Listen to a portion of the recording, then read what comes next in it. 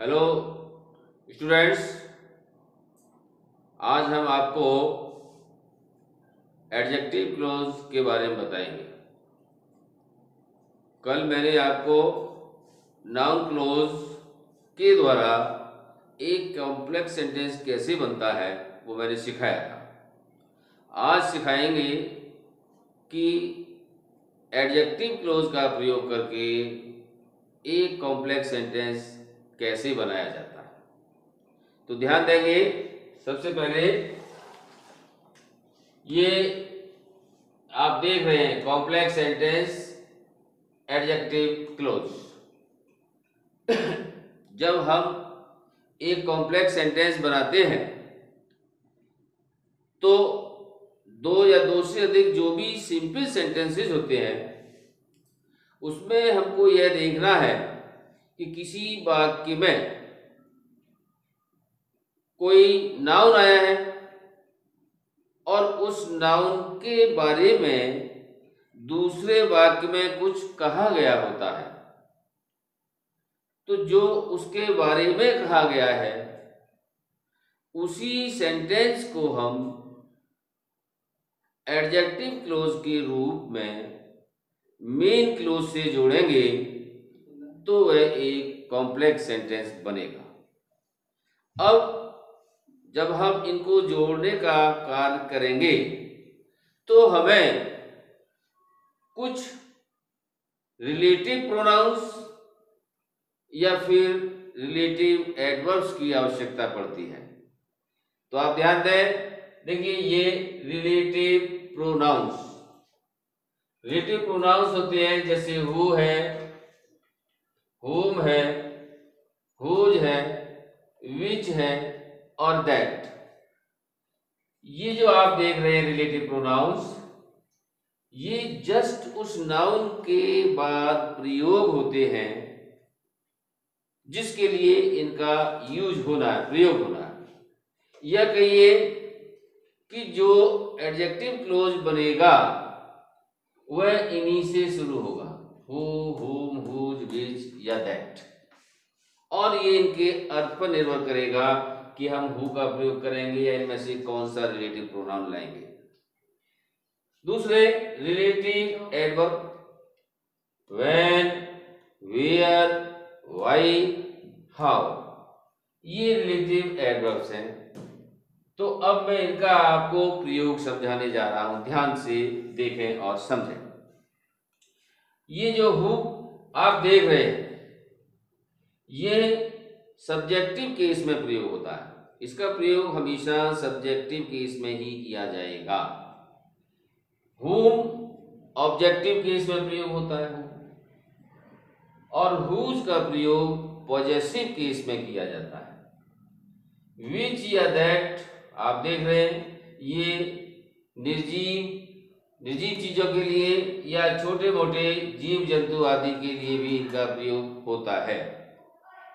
who, whom, whose ये आप देख रहे हैं इनका प्रयोग केवल सजीव के लिए ही किया जाएगा। अब इसके डिफरेंस को समझने के लिए हु, whom, whose मैं आपको एग्जाम्पल के द्वारा समझाऊंगा कि कैसे प्रयोग करेंगे इनका। नंबर 1,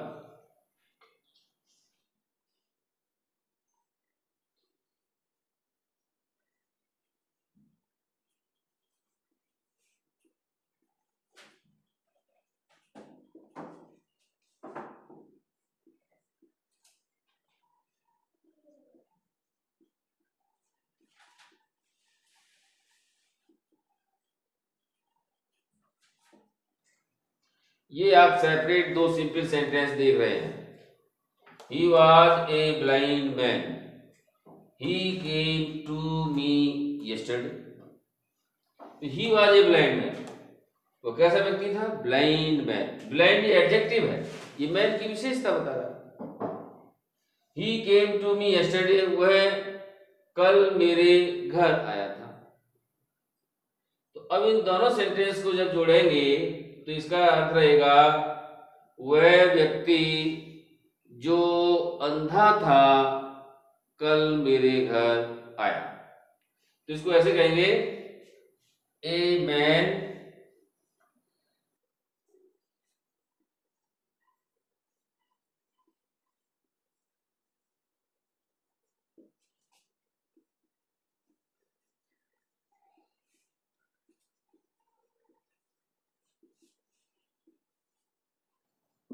ये एक कॉम्प्लेक्स बन गया, ए मैन हु। देखिए मैन ये नाउन है, हु जो सब्जेक्टिव केस में मैन के लिए आया है, तो मैन के जस्ट बाद ही प्रयोग होगा। यदि हमने इस रिलेटिव प्रोनाउन को सेंटेंस में इधर या उधर प्रयोग कर दिया तो अर्थ का अनर्थ भी हो जाता है, ये विशेष ध्यान रखना है। तो देखिए क्या बनेगा, a man who was blind. यहां तक आज क्या हुआ, एक व्यक्ति जो, हु का जो या जिसने, हु का ये सब्जेक्टिव केस बनता है। A man who was blind, एक व्यक्ति जो अंधा था, केम टू मी यस्टरडे, कल मेरे पास घर आया। और यदि आपने हु का प्रयोग इधर या उधर किया तो रॉन्ग हो जाएगा। जैसे बहुत से बच्चे ध्यान नहीं देते, कहते हैं कि a man came to me yesterday और फिर यहाँ हु लगा दिया, who was blind. A man came to me yesterday, yesterday के बाद उन्होंने हु का प्रयोग कर दिया, हु वाज ब्लाइंड। तो हु कहाँ आया, यस्टरडे की जस्ट बाद। तो अब ये जो हु है वो किसकी विशेषता बता रहा है, यस्टरडे की, मैन की नहीं बता रहा। तो यह आदमी अंधा ना होकर के यस्टरडे अंधा हो जाएगा। तो इसलिए ये विशेष ध्यान देना है कि हु या हुम या हुज जिस रिलेटिव प्रोनाउन का प्रयोग होना है या विच या दैट में से किसी का प्रयोग होना है, तो जस्ट उस नाउन के बाद इसका प्रयोग करें जिसके लिए उसे यहां प्रयोग होना है। दूसरा एग्जाम्पल,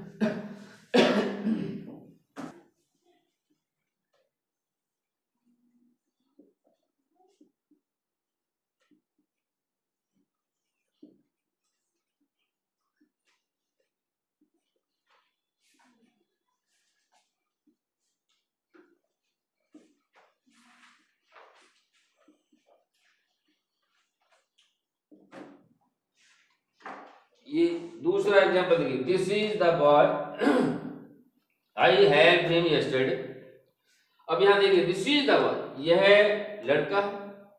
तो इस वाक्य में, इस सेंटेंस में बॉय ये नाउन है।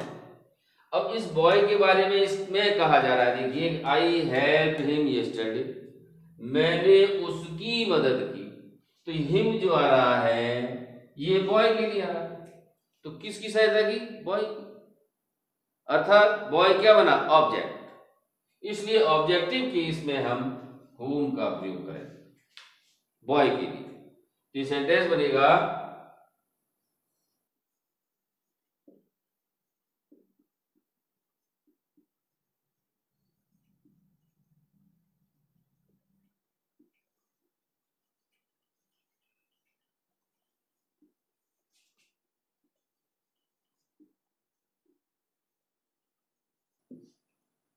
ये आप देख रहे हैं होम, ये ऑब्जेक्टिव केस में बॉय के लिए प्रयोग हुआ है। यहां पर जब होम आया बॉय के लिए तो ये हिम हट गया, फिर हिम नहीं आएगा ऑब्जेक्ट के रूप में। दिस इज द बॉय, क्या मतलब इसका, यह वही लड़का है, whom आई हेल्प यस्टरडे, जिसकी या जिसे मैंने कल हेल्प की, मदद की। तो यहां बॉय की मदद की है, न कि बॉय ने की, इसलिए ऑब्जेक्ट बना। तो आप देख रहे हैं बॉय के जस्ट बाद whom का प्रयोग हुआ, ये रिलेटिव प्रोनाउन। तीसरा एग्जांपल,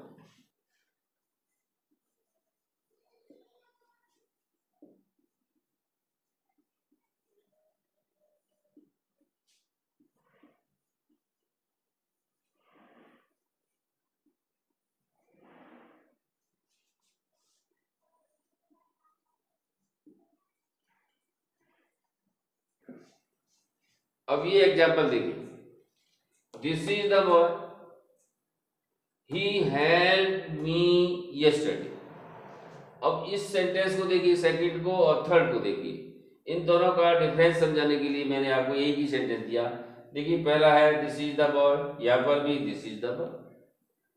लेकिन दूसरे सेंटेंस में आप देख रहे हैं आई हेल्प्ड हिम यस्टरडे, मैंने उसकी कल मदद की। और यहाँ क्या है, ही हेल्प्ड मी यस्टरडे, उसने मेरी कल मदद की। तो यहाँ मैंने उसकी की और यहाँ उसने मेरी की है। तो ही जो आ रहा है ये बॉय के लिए आया हुआ है, बॉय के बारे में कहा जा रहा है। किसने मदद की? बॉय ने। तो ही या सब्जेक्ट का कार्य कर रहा है बॉय के लिए। तो बॉय की जस्ट बाद जो रिलेटिव प्रोनाउन लगेगा वो सब्जेक्टिव केस में आएगा, यानी हु का प्रयोग होगा। तो इसको बनाएंगे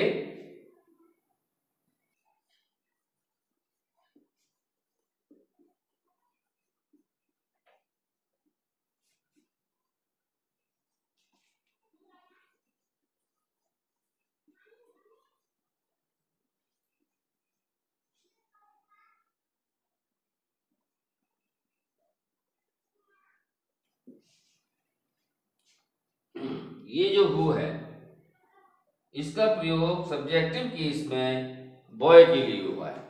आप देख रहे हैं ये जो हु बॉय की विशेषता बता रहा है। दिस इज दी बॉय, कि यह वही लड़का है।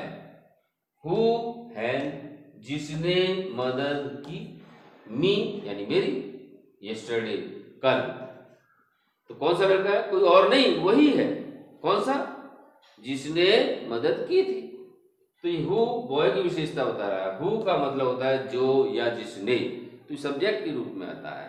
तो इसका पूरा एक बार समझ लीजिए कि यह वही लड़का है जिसने कल मेरी मदद की थी।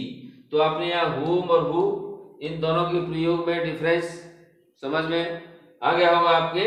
या हुम क्यों लगाया और या हु क्यों लगाया, जबकि सेंटेंस में दोनों ही में मेन क्लोज एक ही है। यहाँ पर भी बॉय है, यहाँ पर भी बॉय।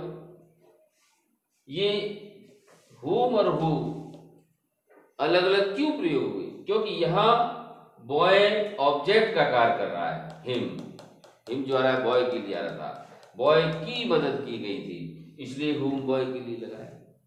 आप यहाँ देख रहे हैं यहाँ बॉय के लिए ही आया हुआ था और ही सब्जेक्ट का कार्य कर रहा है। इसका मतलब बॉय ने मदद की। यहाँ बॉय की मदद नहीं की गई, यहाँ बॉय ने मदद की है, इसलिए सब्जेक्टिव केस हु बना उसके लिए। अब हुज का प्रयोग समझाऊंगा। इन तीनों का एक साथ इसलिए समझा रहा हूं ताकि इनका डिफरेंस आपको समझ में आए कि हु और हुम और हुज इनमें क्या फर्क है। तो आपने इसे नोट कर लिया होगा, नहीं किया तो कर लीजिए, फिर मैं आपको आगे और समझाता हूं।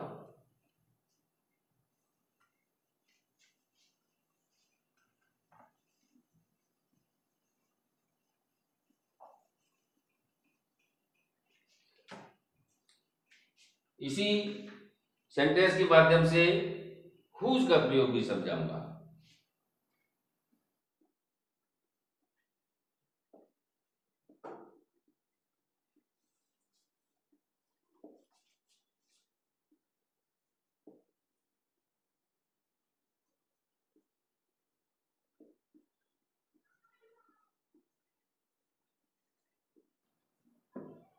ये आप देख रहे हैं अलग अलग दो सिंपल सेंटेंसेस हैं। This is the boy, his father is a doctor. यहां पर बॉय नाउन है कि यह लड़का है, उसके पिताजी एक डॉक्टर है। तो बॉय के बारे में कहा जा रहा है कि बॉय के कौन डॉक्टर है? उसके पिताजी। तो हिज ये पॉजेसिव प्रोनाउन है, बॉय के लिए प्रयोग हुआ है। उसके पिताजी, तो उसका या उसकी अर्थात जिसके या जिसकी, तो वहां हम पॉजेसिव प्रोनाउन के रूप में हुज का प्रयोग करते हैं। तो इसको बनाएंगे इस तरीके से।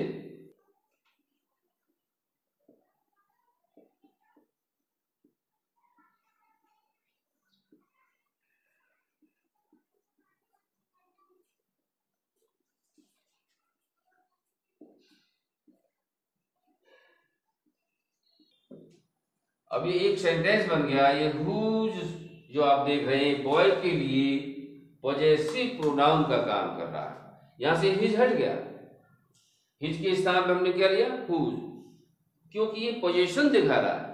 तो इसका मतलब हुआ this is the boy whose father is a doctor, कि यह वही लड़का है जिसके पिताजी, देखिए जिसका या जिसकी अर्थ रहेगा तो हम हुज लाएंगे कि जिसके पिताजी एक डॉक्टर है, वही है, कोई दूसरा नहीं, डेफिनेट है, वही लड़का। कौन सा, जिसके पिताजी एक डॉक्टर है। तो आपने देखा हुम या हु या हुज, इन तीनों का अलग अलग प्रयोग समझा। सब्जेक्टिव केस में हम हु का प्रयोग करेंगे, ऑब्जेक्टिव केस में हुम का प्रयोग करेंगे, और पॉजेसिव केस में हुज का प्रयोग करेंगे। और इनमें से जो भी प्रयोग होता है ये जरूर ध्यान रखिए कि जिस नाउन के लिए इनका प्रयोग होना है जस्ट उसके बाद ही प्रयोग करें, इधर या उधर करेंगे तो रॉन्ग हो जाएगा। यहाँ पर आप देख रहे हैं होम बॉय के लिए प्रयोग हुआ है तो बॉय के जस्ट बाद प्रयोग करना है। यहाँ पर भी बॉय के लिए हु आया है तो बॉय के जस्ट बाद लाएंगे।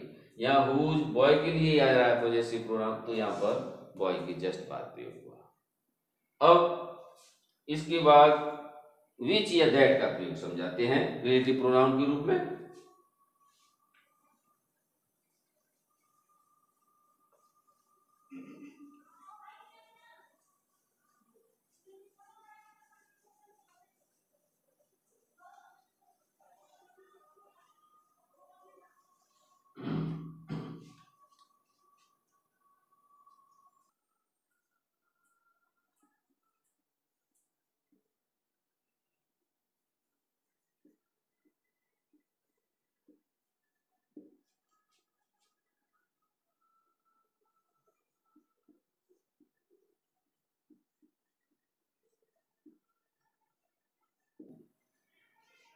ये दो सिंपल है, देखिए आई बॉट ए पेन, मैंने एक पेन खरीदा। इट वॉज कॉस्टली, ये कॉस्टली था, महंगा था। तो कैसा पेन खरीदा, कॉस्टली। तो कॉस्टली ये पेन की विशेषता बता रहा है।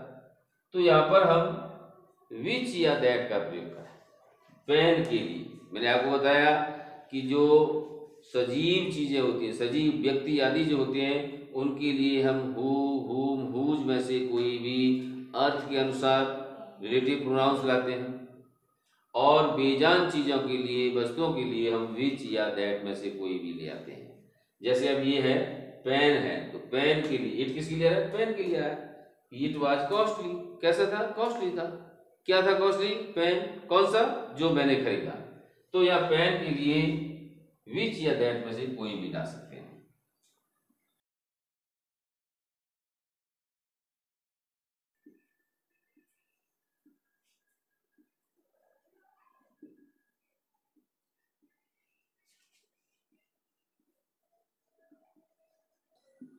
ये आप देख रहे हैं विच जो रिलेटिव एडवर्ब का प्रयोग किया गया, किसके लिए गया, पेन के लिए। पेन के लिए आ रहा है, पेन की विशेषता बता रहा है। आई बॉट ए पेन, मैंने एक पेन खरीदा। विच वाज कॉस्टली, जो कॉस्टली था, महंगा था। तो पेन के लिए विच का प्रयोग हुआ।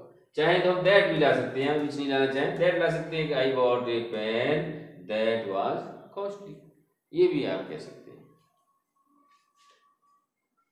अब ध्यान दीजिए कुछ रिलेटिव जो एडवर्ब्स हैं उनका प्रयोग भी होता है। समय आदि है तो उसे दर्शाने के लिए समय की जस्ट बाद वैन ले आते हैं। स्थान आदि है तो स्थान के लिए वेयर का प्रयोग करते हैं रिलेटिव एडवर्ब के रूप में। कोई रीजन है, कारण है, तो उसे दर्शाने के लिए हम वाई का प्रयोग करते हैं। क्यों या कैसे, तो उसके लिए हाउ का प्रयोग करते हैं। तो इसे भी आप समझ लीजिए इनका प्रयोग।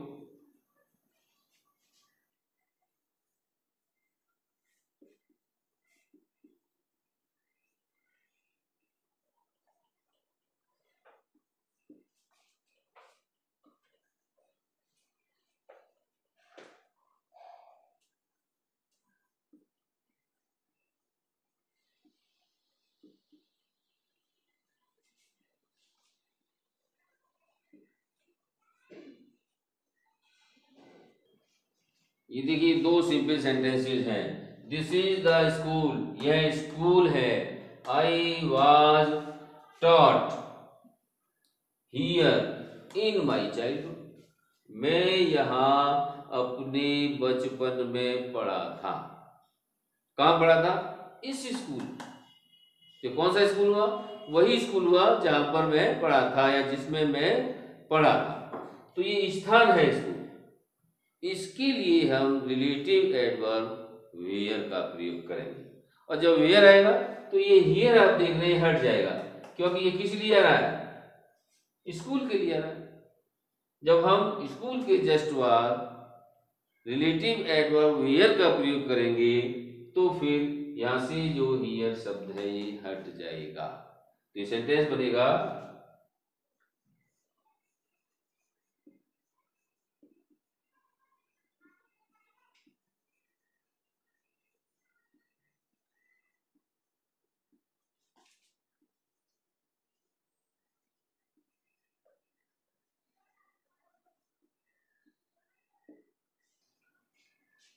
ये जो वेयर शब्द आप देख रहे हैं ये किसके लिए आया है? स्कूल के लिए। इसलिए स्कूल के जस्ट बाद प्रयोग होगा। दिस इज दी स्कूल, यह वही स्कूल है। वेयर यानी जहां पर। आई वॉज टॉट, मैं पढ़ा था। कब पढ़ा था? In my childhood.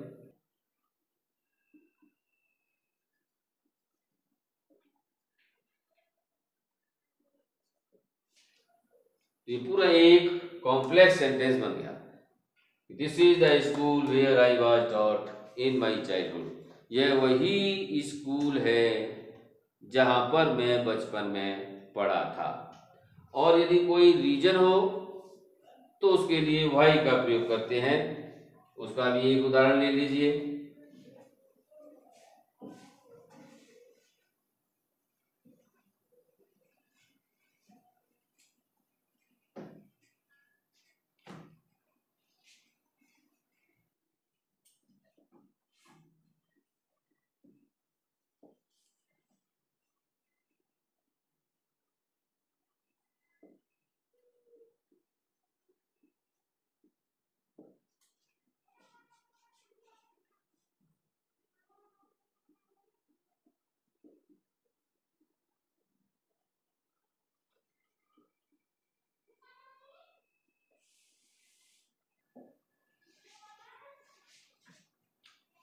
She is weeping there, वह वहां रो रही है। I do not know the reason, मुझे रीजन मालूम नहीं है, मुझे कारण का पता नहीं है। तो रीजन है, रीजन नाउन है। इसके लिए हम वाई का प्रयोग करेंगे। इन दोनों का अर्थ जब हिंदी में हम जोड़ के देखेंगे तो इसका अर्थ रहेगा, मुझे कारण नहीं पता कि वह वहां क्यों रो रही है। तो यहां पर रीजन आया हुआ है, रीजन। तो रीजन के लिए हम वाई का प्रयोग करें तो मेन क्लोज बनेगा, I don't know the reason.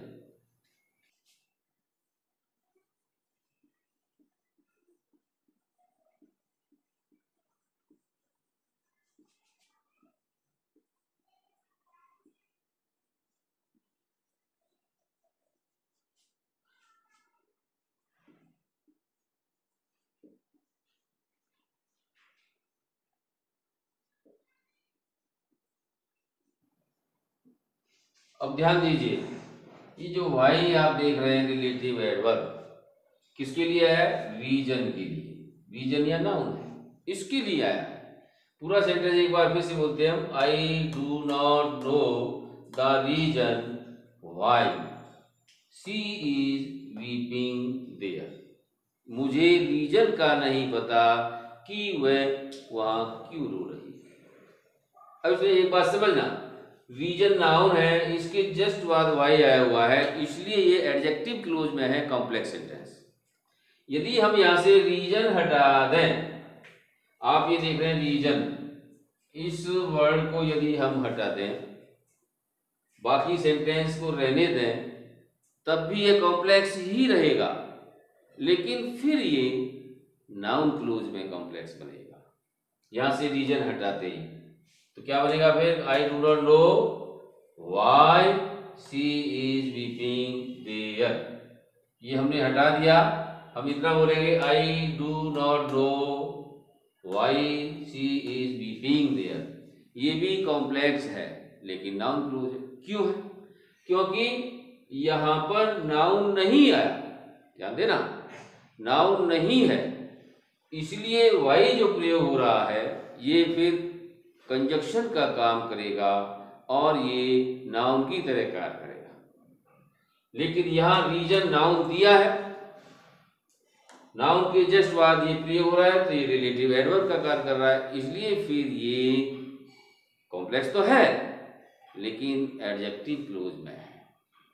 अब यह ध्यान देना कि एग्जाम में जब इस प्रकार का कोई सेंटेंस पूछा जाता है तो वहाँ ये नहीं होता है कि इसे एडजेक्टिव क्लोज में बनाइए या नाउन क्लोज में बनाइए। इस सेंटेंस के अर्थ पे डिपेंड करेगा कि आप कैसे बनाएं। इस प्रकार के सेंटेंस को आप नाउन क्लोज में ही बना सकते हैं, चाहे तो एडजेक्टिव क्लोज में ही बना सकते हैं। दोनों ही स्थिति में ये सेंटेंस राइट होगा, कॉम्प्लेक्स ही होगा। अब मैं आपको कुछ सेंटेंस देता हूं और साथ ही साथ फिर बनाऊंगा भी, आपसे पूछना चाहूंगा।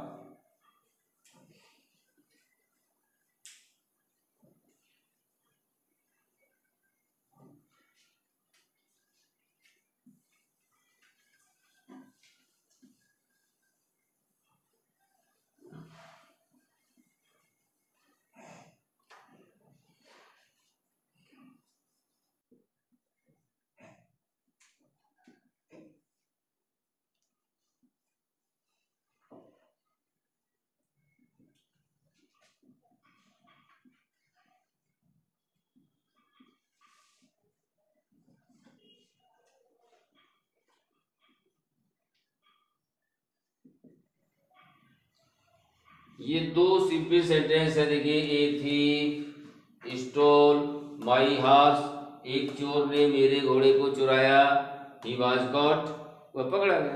तो कौन पकड़ा गया? चोर। कौन सा चोर? जिसने मेरे हॉर्स को चुराया था।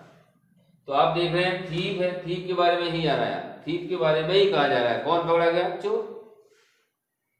तो यहां पर हम थीफ के लिए रिलेटिव प्रोनाउन का प्रयोग करेंगे।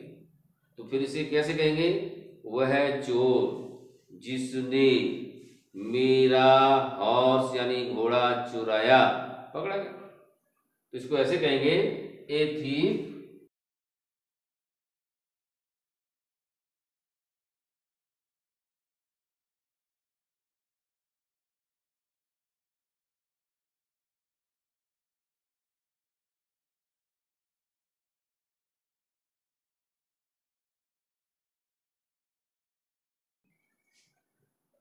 ये हु थीफ के लिए है।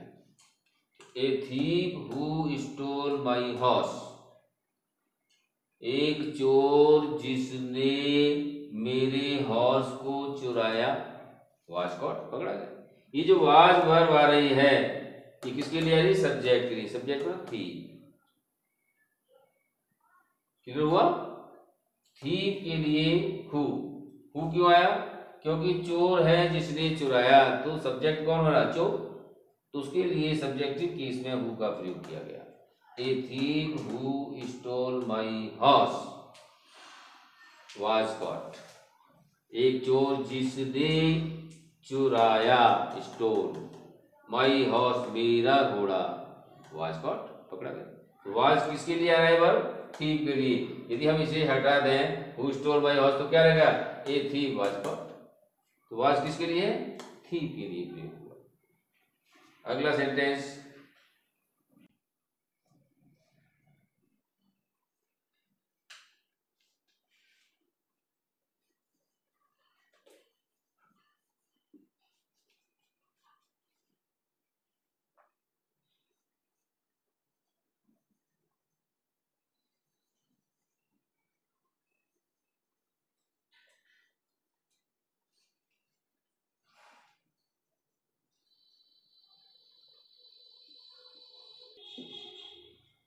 ही failed nobody knows the reason, वह फेल हो गया, कोई भी उसका कारण नहीं जानता। तो क्यों हो गया या कैसे हो गया, ये दोनों ही अर्थ में है, तो यह हम हाउ का प्रयोग कर सकते हैं। Nobody knows how he failed.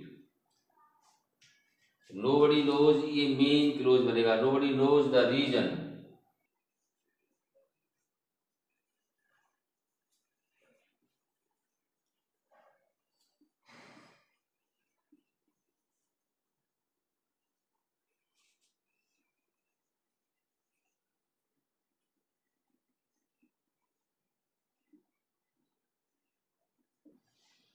चाहे तो हम वाई भी ला सकते हैं, यहाँ पर रीजन है तो उसका अर्थ हो जाएगा क्यों।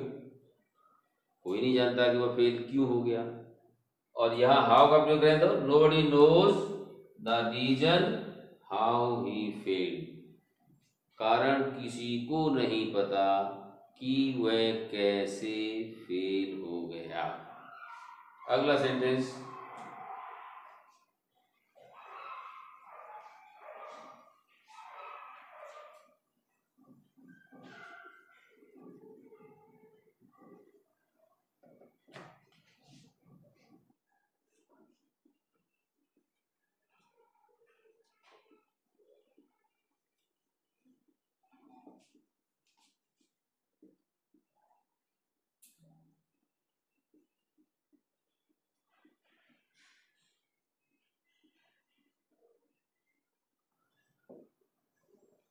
आई have a parrot it talks the whole day.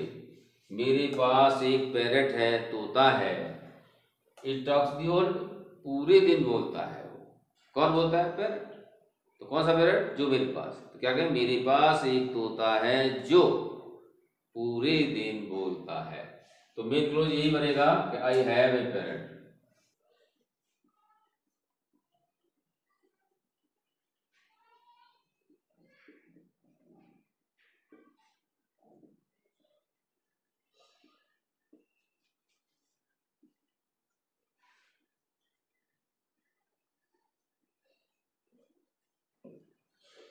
I have a parrot विच।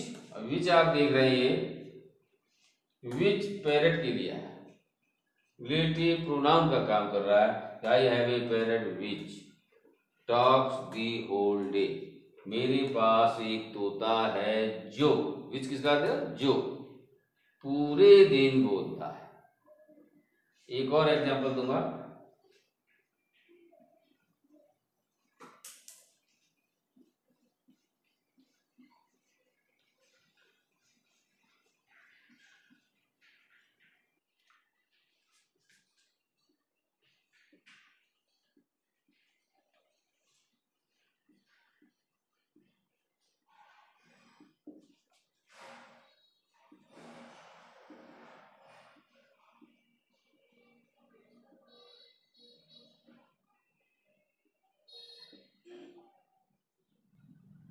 ये भी इसी तरीके से बनेगा जैसे आपने ये एग्जांपल देखा, सेम उसी तरीके से बनेगा।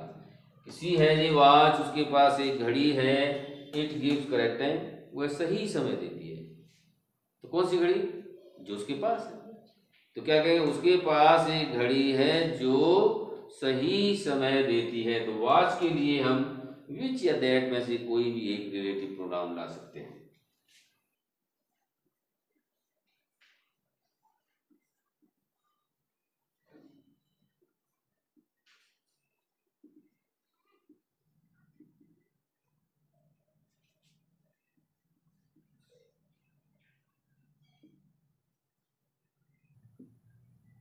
तो आप देख रहे हैं ये विच का प्रयोग वॉच के लिए किया गया है। सी हैज ए वॉच, उसके पास एक घड़ी है। विच मीन्स जो, गिव्स मीन्स देती है। क्या देती है? करेक्ट टाइम, सही समय देती है। एक एग्जांपल और देकर के मैं अपना आज का काम फिनिश करता हूं।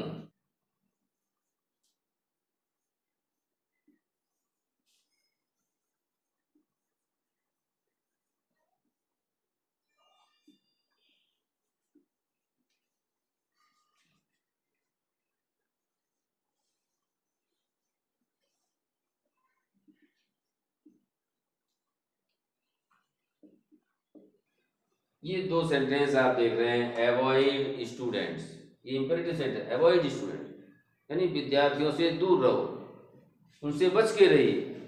दे वेस्ट देयर टाइम, वे अपना समय बर्बाद करते हैं। कौन बर्बाद करते हैं? स्टूडेंट्स।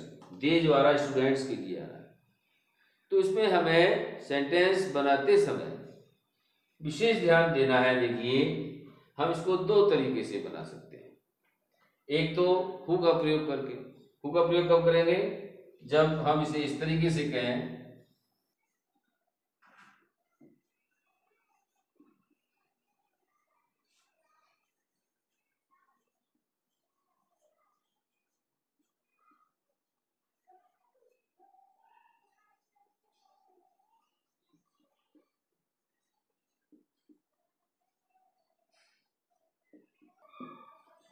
ये हु स्टूडेंट्स के लिए प्रयोग हुआ है। अवॉइड द स्टूडेंट्स, हमने स्टूडेंट्स से पहले दी लगा दिया, डेफिनेट आर्टिकल लगा दिया, तो ये वही स्टूडेंट्स हैं। कौन से? जो समय को बर्बाद, दूसरे नहीं, वही जो बर्बाद करते हैं। इसलिए इसका अर्थ रहेगा अवॉइड द स्टूडेंट्स, उन विद्यार्थियों से दूर रहो। हु वेस्ट देयर टाइम, जो अपना समय बर्बाद करते हैं। और यदि हम यहां पर स्टूडेंट से पहले सच का प्रयोग करें तो हु का प्रयोग नहीं होगा, ये ध्यान रहे। जब कॉम्प्लेक्स सेंटेंस में किसी नाउन से पहले सो या एज या सच का प्रयोग हुआ या सेम आ रहा है, तो उस नाउन की जस्ट बाद फिर हु या हुम या विच दैट नहीं आएगा, एज आएगा। ये ध्यान रखना। सच के साथ एज आता है, एज के साथ एज आता है, सो के साथ एज आता है, सेम के साथ भी एज का ही प्रयोग होता है। तो यदि हम इसको ऐसे कहें और करके,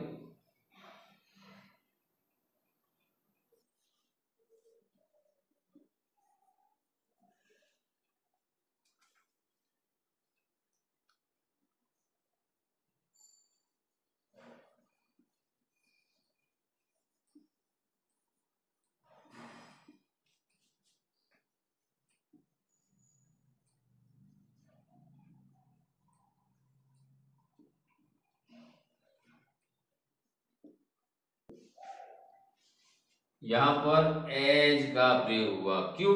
क्योंकि सच आया हुआ है। ध्यान दें, यदि सच का प्रयोग किया गया है और वहां यदि हमने एज की जगह हु का प्रयोग कर दिया तो रॉन्ग हो जाएगा सेंटेंस।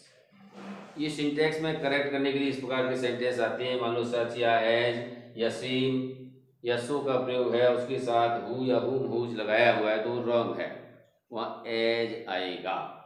अब इन दोनों का अर्थ देखिए अलग अलग है, थोड़ा सा फर्क है। यहाँ तो कह रहा है उन विद्यार्थियों से दूर रहो। कौन से? उन्हीं से, केवल कौन से जो समय को बर्बाद करते हैं। यहाँ अर्थ क्या है? सच का मतलब ऐसा या ऐसी या ऐसे। इसका अर्थ होगा ऐसे विद्यार्थियों से दूर रहो। वो कोई भी हो सकते हैं ऐसे। ऐसे विद्यार्थियों से दूर रहो एज वेस्ट देयर टाइम, जो अपना समय बर्बाद करते हैं। तो आप ये विशेष ध्यान रखें, सच या एज या सो या सेम का प्रयोग हुआ है तो वह रिलेटिव एडवर्ब के रूप में या रिलेटिव प्रोनाउन के रूप में हु या हुम या विच दैट आदि का प्रयोग नहीं होगा। क्या लाएंगे? एज का प्रयोग करें। तो आज के लिए आपको इतना ही काफी है। अब आप एक बात का ध्यान दें, मैंने कल भी कहा था नाउन क्लोज जो समझाया उसकी एक्सरसाइज जरूर की होगी, ना की हो तो अब कर लीजिए उसे। और आज ये जो एडजेक्टिव क्लोज के द्वारा कॉम्प्लेक्स सेंटेंस बनाना सिखाया, इसकी एक्सरसाइज भी आपकी ग्रामर बुक में सिंथेसिस वाले चैप्टर में दी हुई होगी, तो उस एक्सरसाइज को अवश्य करें।